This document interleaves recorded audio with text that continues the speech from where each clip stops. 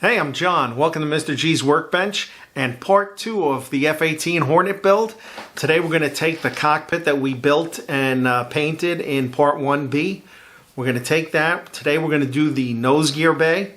We're going to get that assembled. We're going to put those two together and we're going to put the nose fuselage sides together for the nose assembly.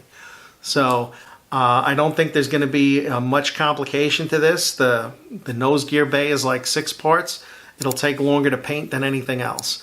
And I'm not going to go too crazy on that because in the long run, you're not going to see 90% of it. So I'm not putting a mirror underneath.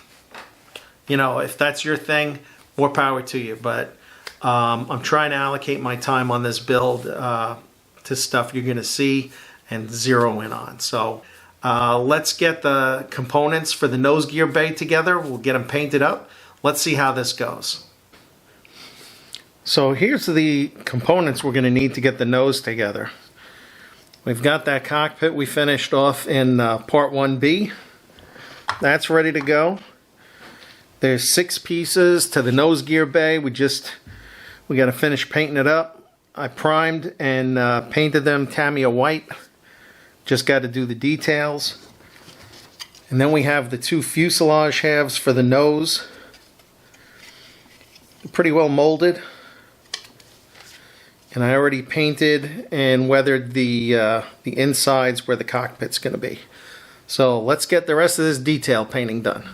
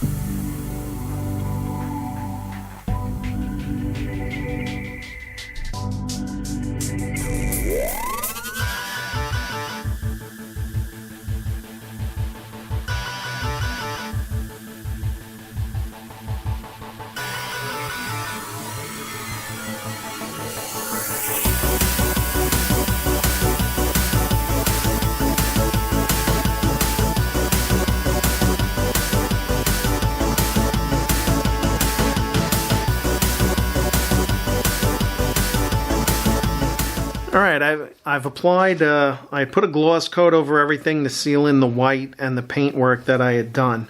And then I came back, I did a raw umber oil wash just to get everything a little grimy. I don't care how clean a plane is, that gear bay is just going to fill up with whatever material just blows by. So we've got that done. I'm going to seal everything with a satin coat. And then we're going to glue these parts together and get the nose assembled. So let's jump on that. Here's our components for the nose. We've got the gear bay. We did that oil wash, and then we did the coat of satin over the top to dull everything down. You know, for as much of that as you're going to see when we're done, I'm happy with that. We've got our cockpit ready to go, and we've got our 2 fuselage sides. So the way this works is there's 2 pegs on each side of the gear bay that correspond to sockets molded into the fuselage sides. I'm not going to glue this in because I think it's better to have a little play in there. There's definitely wiggle room to speak of in here. So we're not going to glue that part in. I'll glue the cockpit in on the top of the gear bay like it's supposed to go. That part will get done.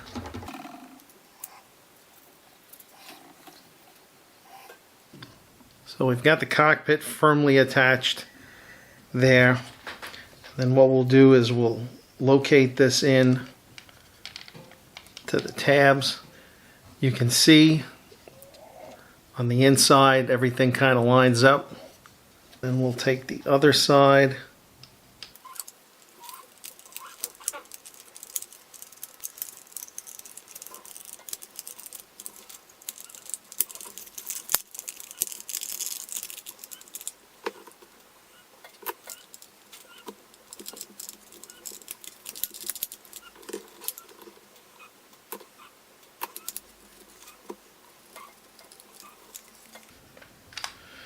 Then there's a screw that Academy gives you for here.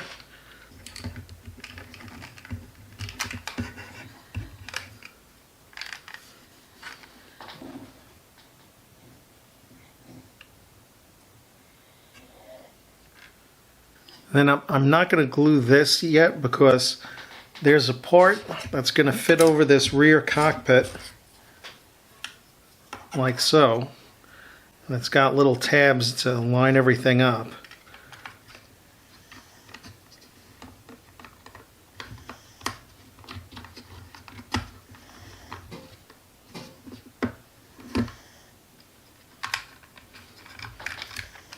So this is I'm going to need a little bit of sanding in the front to get this down just a touch. I wound up installing this cover for the rear cockpit area. I was test fitting it, I was messing around with it, and I got it to the point where I said this is as good as this fit is going to get. What I'm going to do is I'm going to put some putty back here so that I can sand this and make it look like one piece.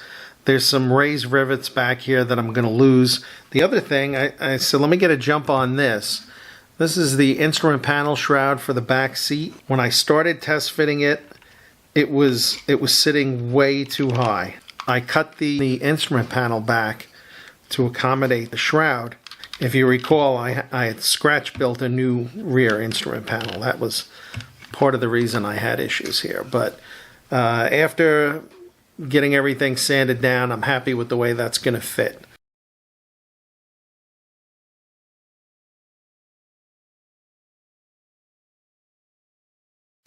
The deck is faired into the top of the fuselage assembly now.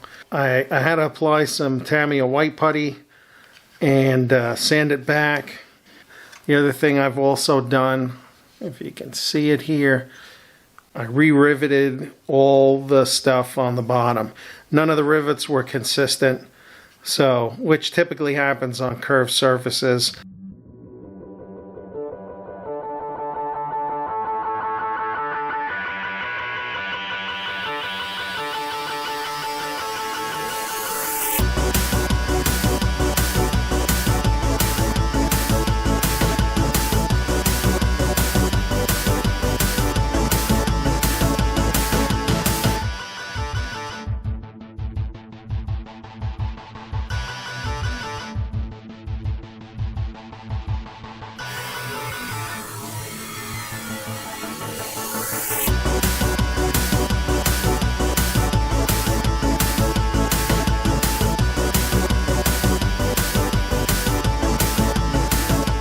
Couple of things I did off camera, and now they're going to come back to bite me in the ass a little bit. Academy isn't having you put the bottom front of the nose section on, nor the top section until much later in the build, which makes no sense at all.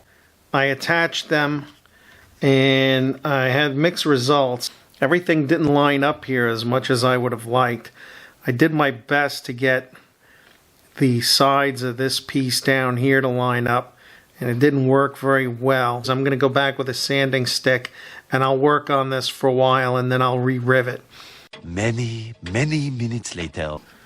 I think I've gotten as far as I'm going to get in this episode on the nose area with the cockpit. The instrument panel combing fits well after trimming up my homemade instrument panel. I've touched up the insides of the sills.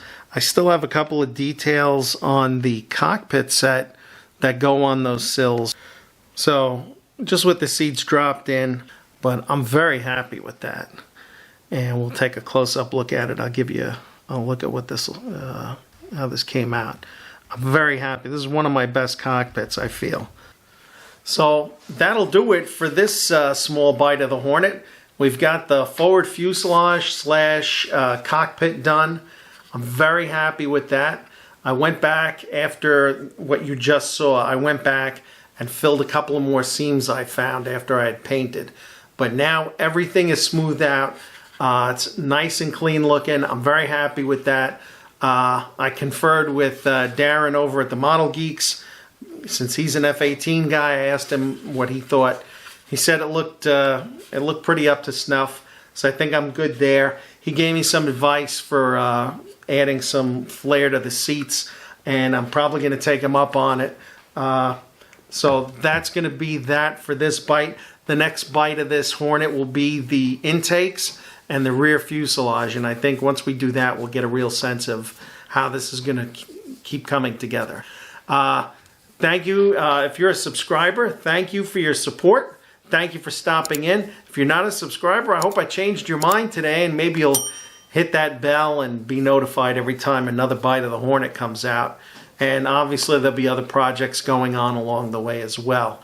Trying to figure out what the companion build will be for the moment. So I'm looking into that. Thank you to my channel member family. There's their names right now. If you want to be a channel member and take the next step in supporting the workbench, just hit the join button at down on the main screen. If you're watching on your computer, just hit the join button, and it's $1.99 a month, and everything goes towards running the channel. So thank you guys again. Thank you for stopping in. Hope everybody's well. I'll see you guys next time. Take care. Stay well.